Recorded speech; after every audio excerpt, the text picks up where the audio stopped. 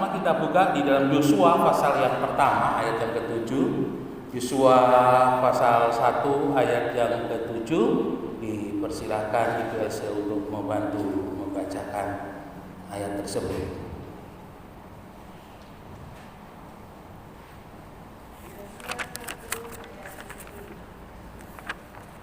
Yosua 1 ayat 7 berbunyi demikian. Hanya kuatkan dan teguhkanlah hatimu dan sungguh-sungguh bertindak hati-hati sesuai dengan seluruh hukum yang telah diperintahkan kepadamu oleh hamba-Mu Musa.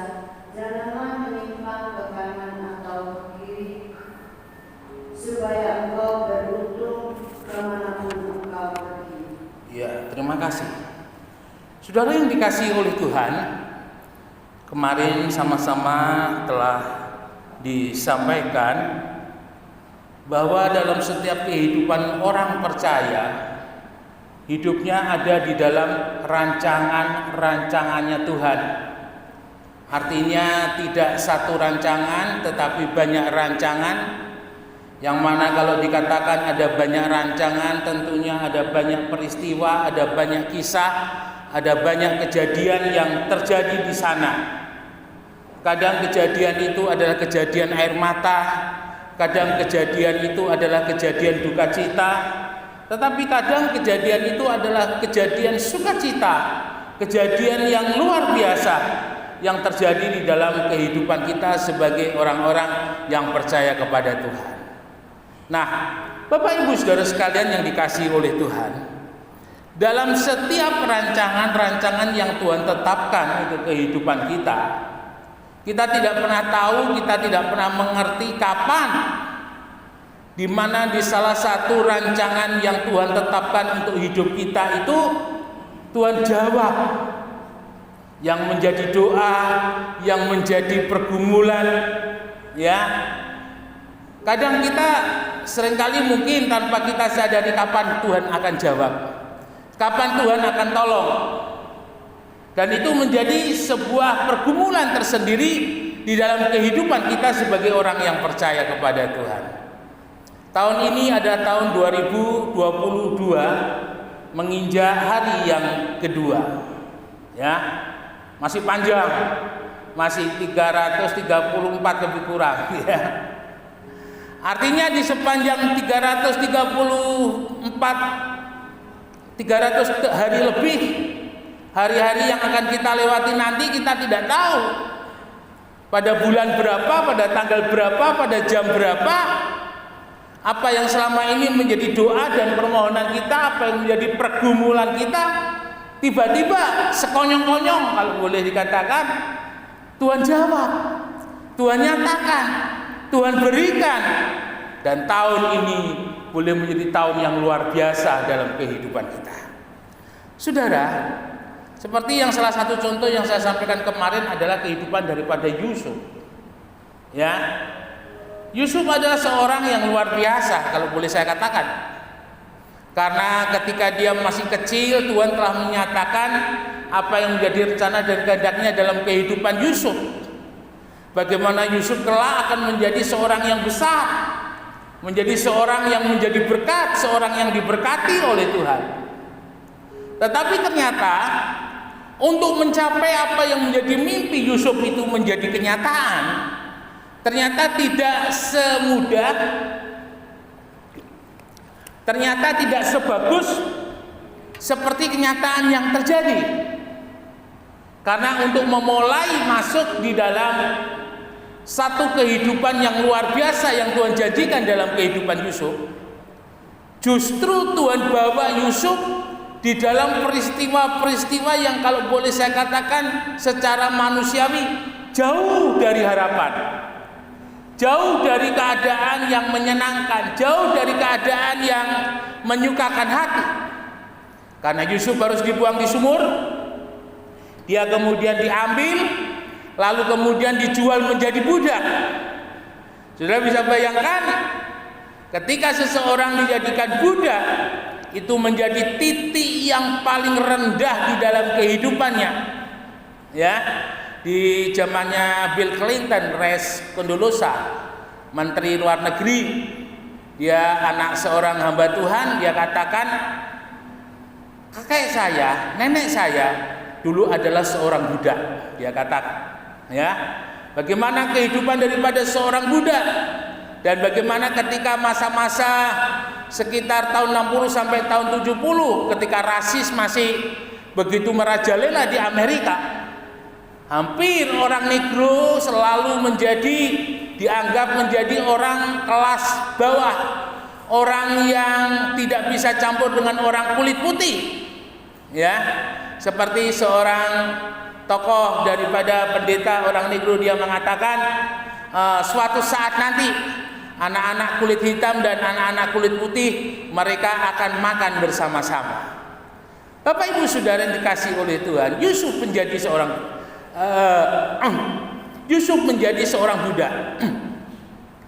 Tetapi ketika dia menjadi seorang budak, kita melihat ada sesuatu yang luar biasa. Yusuf tidak pernah kehilangan imannya, ya. Dimana ketika di rumah Potifar, di sana dikatakan Tuhan menyertai di dalam kehidupan Yusuf, sehingga apapun yang dikerjakan oleh Yusuf itu diberkati oleh Tuhan. Dan Potifar pun juga diberkati oleh Tuhan oleh karena Yusuf. Nah, ini luar biasa. Tetapi itu bukan rancangan Tuhan untuk menjadi seorang hamba di rumah Potifar. Yusuf harus keluar. Ya, rupanya Yusuf sudah terlalu nyaman di rumah Potifar sehingga dia lupa bahwa dia akan menjadi orang yang besar, dia akan menjadi orang yang luar biasa. Tuhan izinkan Yusuf difitnah dan dibawa dan dimasukkan dalam penjara. Ketika dalam penjara, Tuhan menyertai sehingga Yusuf diminta untuk menjadi wakil kepala penjara.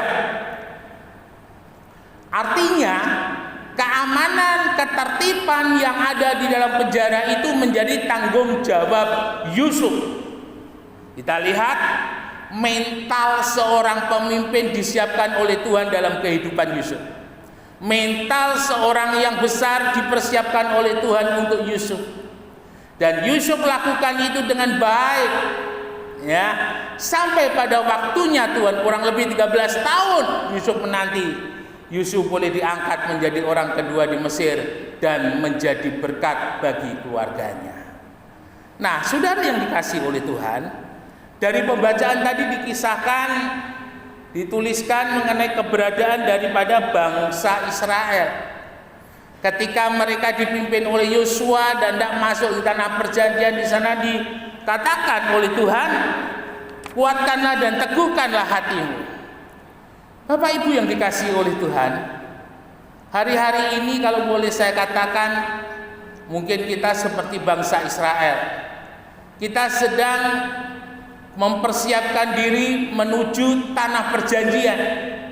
Kita sedang mempersiapkan diri masuk ke tanah perjanjian.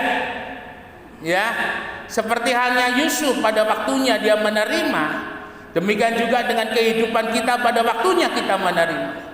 Tanah perjanjian kalau Tuhan izinkan tahun ini boleh menjadi tanah perjanjian buat kehidupan kita.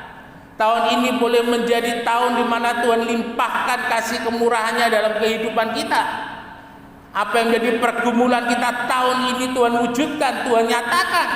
Tidak ada perkara yang mustahil bagi Tuhan. Ketika waktunya Tuhan tiba, maka semuanya itu bisa terjadi. Ada beberapa hal yang harus terjadi dalam hidup ini, seperti yang sudah dibacakan tadi oleh Ibu Elsa dalam Yosua 1 ayat 7. Yang pertama adalah kuatkanlah dan teguhkanlah hatimu dengan sungguh-sungguh. Hati, kepale, resi, ya, itu dalam bahasa Yunani.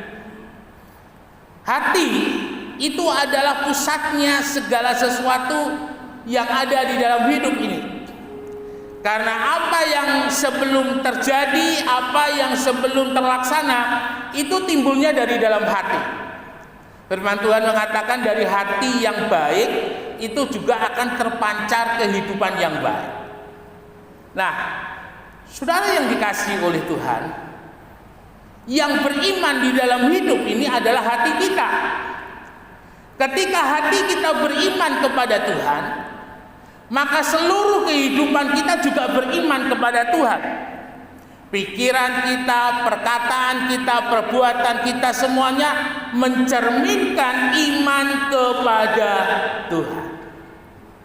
Tetapi ketika hati seseorang sudah mulai tidak lagi mempunyai iman, maka yang keluar dari mulutnya adalah putus asa, tidak ada lagi semangat dalam hidupnya, dan hal-hal yang tidak mencerminkan hidupnya semuanya nampak.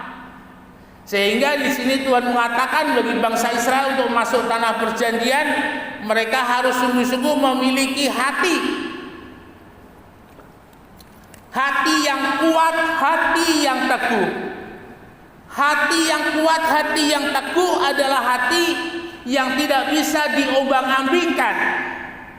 Ya, kegagalan daripada nenek moyang daripada bangsa Israel, orang tua daripada yang dipimpin oleh Yosua, karena orang yang keluar dari Mesir semuanya sudah mati selama 40 tahun di padang gurun, adalah kegagalan mereka adalah iman mereka tidak teguh, iman mereka tidak kuat. Mereka gampang digonjang-ganjingkan ketika melihat orang enak besar, wah kita tidak mungkin masuk.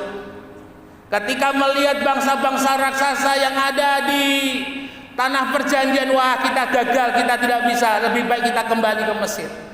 Imannya digoyahkan. Ya, salah seorang hamba Tuhan yang pernah saya dengar, beliau mengatakan, sesulit apapun yang kita hadapi, seberat apapun sakit yang kita alami, ketika kita masih mempunyai iman, maka masih ada harapan. Ya, tetapi ketika kita sudah tidak punya iman, sekecil apapun yang masalah persoalan yang kita alami, itu cukup merontokkan di dalam kehidupan kita.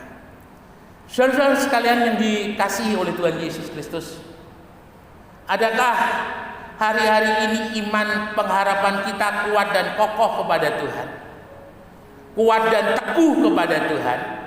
Artinya kita masih percaya bahwa firman-Nya itu hidup, kita masih percaya bahwa firman-Nya itu ya dan amin, maka itu yang akan terjadi dalam kehidupan saudara.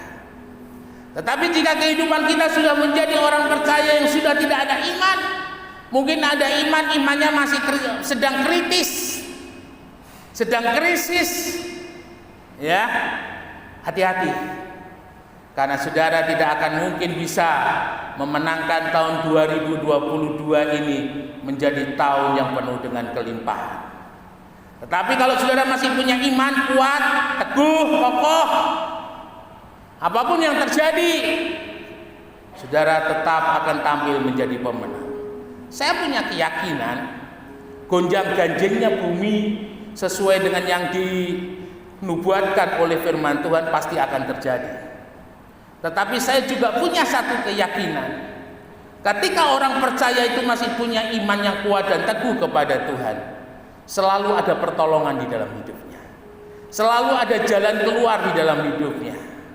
Itu yang boleh selalu kita pegang dalam hidup ini. Lalu kemudian yang kedua, bertindaklah hati-hati sesuai dengan seluruh hukum yang telah diperintahkan kepadamu oleh hamba-Ku Musa. Bertindaklah hati-hati, lakukanlah firman. Bapak Ibu Saudara yang dikasihi oleh Tuhan, hidup kita mau tidak mau, hari-hari ini kita harus hidup di dalam standar kebenaran firman. Ya, yang namanya hari-hari ini tidak bisa dilepaskan dengan kejahatan, dengan perselingkuhan, dengan dosa yang begitu merajalela yang ada di sekitar kita. Moral sudah begitu rendah, moral sudah begitu buruk, sungguh-sungguh hal-hal yang sangat-sangat memalukan sekali. Dan kita ada di sana seperti sebuah mutiara yang indah. Kehidupan kita ada di dalam kubangan. Bapak Ibu Saudara, janganlah di dalam kehidupan kita terpengaruh dengan prinsip-prinsip hidup duniawi. dalam rumah tangga, dalam berbisnis. Janganlah kita terpengaruh dengan prinsip-prinsip kehidupan duniawi. Ada istilah apa? TM ya, teman TTM, teman tapi mesra. Karena ketika kita bermain api yang kecil itu bisa menjadi besar dan api yang besar itu bisa membakar. Kita boleh belajar menjadi orang percaya dalam segala sesuatu jujur. Ya, karena ketika kita mencoba untuk tidak jujur dengan nilai yang kecil, mungkin nilai 1.000, 10.000, 100.000, maka itu akan mendorong kita melakukan ketidakjujuran ke nilai yang lebih besar. Dan ketika itu sudah terjadi, maka ketika itu sampai ketahuan, maka reputasi hidup kita akan habis. Ya, terus hidup dalam kebenaran firman Tuhan. Kita boleh menjadi berkat ketika kita hidup sesuai dengan firman Tuhan. Tetapi ketika kita tidak bisa menjadi berkat, maka kehidupan kita tidak bisa mencerminkan firman Tuhan itu ada dalam hidup ini. Lalu kemudian yang berikut, jangan menyimpang ke kanan dan ke kiri. Ya, hidup kita seperti saya katakan di atas terus berpegang seperti kebenaran firman Tuhan. Supaya apa? Supaya beruntung. Ya, ketika hidup kita sesuai dengan firman Tuhan, Tuhan yang bela. Ketika hidup kita sesuai dengan firman Tuhan, Tuhan yang tolong.